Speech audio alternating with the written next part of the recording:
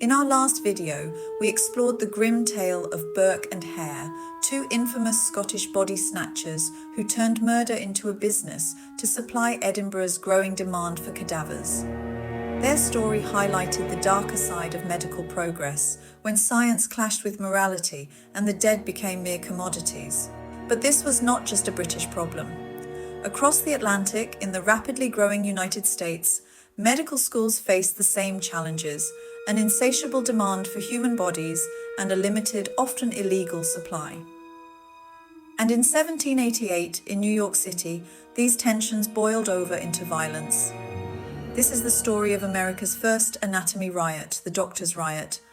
Wealthy families had the advantage of being able to pay for grave-robbing barriers like private guards to keep an eye on their loved ones during the week or two it took for a body to putrefy, or even underground iron cages called mort safes that enclosed coffins. There were no such safeguards for the poor. The hardest hit groups were American Indians, black people, both enslaved and free, and German and Irish immigrants. Black New Yorkers appealed with doctors to stop removing from black graves, but they were ignored. Medical students in New York City were known to take cadavers from black cemeteries for their research. One of these cemeteries is located near Columbia College, the only medical school in the region. Beginning in 1788, a growing number of newspaper stories about these kinds of events appeared. Black individuals, both free and enslaved, petitioned the city in February to end the practice. Medical students dig up and steal our deceased friends and relatives, carrying them away without any respect for the dead, age, or gender. Surprisingly, the petition did not prevent the practice from continuing. The only thing it did was that it asked the snatchers to conduct themselves. It was only when a white woman's remains were taken from the graveyard that the complaints were taken seriously and not ignored. Grave robbing became the secret engine of medical education. The poor and marginalized were frequent targets, their bodies stolen from fresh graves while families mourned. The public's outrage simmered for years until one day, in April 1788, it exploded.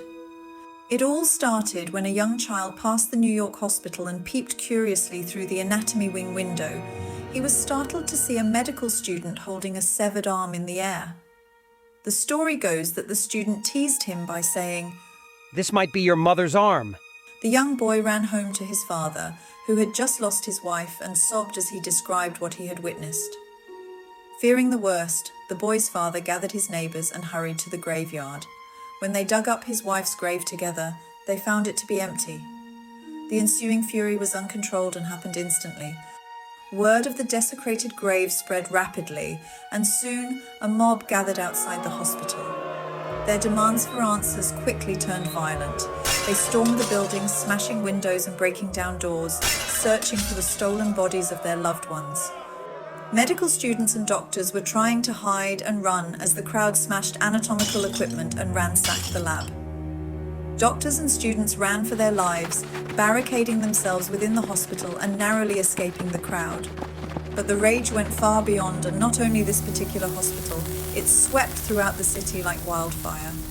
The streets of New York were crowded with angry citizens, some holding tools and weapons and fighting with soldiers. The riot grew as thousands joined in. This was no longer just about stolen bodies. It was a struggle between common people and the medical elite, whom they thought of as prey and uncaring about the sanctity of the dead. To restore order, Governor George Clinton summoned the militia. After days of bloodshed, the rebellion came to an end as armed soldiers engaged in combat with protesters. However, many were hurt, lives were lost, and public trust in the medical community was destroyed.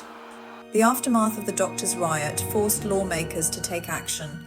Regulations were introduced to limit grave robbing and ensure that only unclaimed bodies could be used for dissection.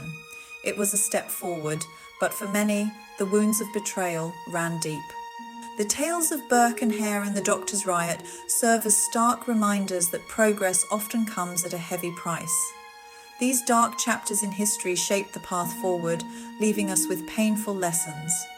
In both Britain and America, change was inevitable, but it came at a cost that should never be forgotten. To learn more about the infamous Burke and Hare case that sparked a wave of similar scandals, be sure to check out our previous video. Their story was one of deceit, murder, and greed, an unsettling chapter in medical history. I've linked it right here. Thanks for watching and being part of this journey into history's mysteries. If you found this video interesting, subscribing is a great way to support the channel, and it ensures you'll catch more stories like this in the future. I've noticed a lot of viewers haven't subscribed yet, so if you're enjoying the content, go ahead and join our community. And of course, feel free to like, share, or drop a comment below. I'd love to hear your thoughts.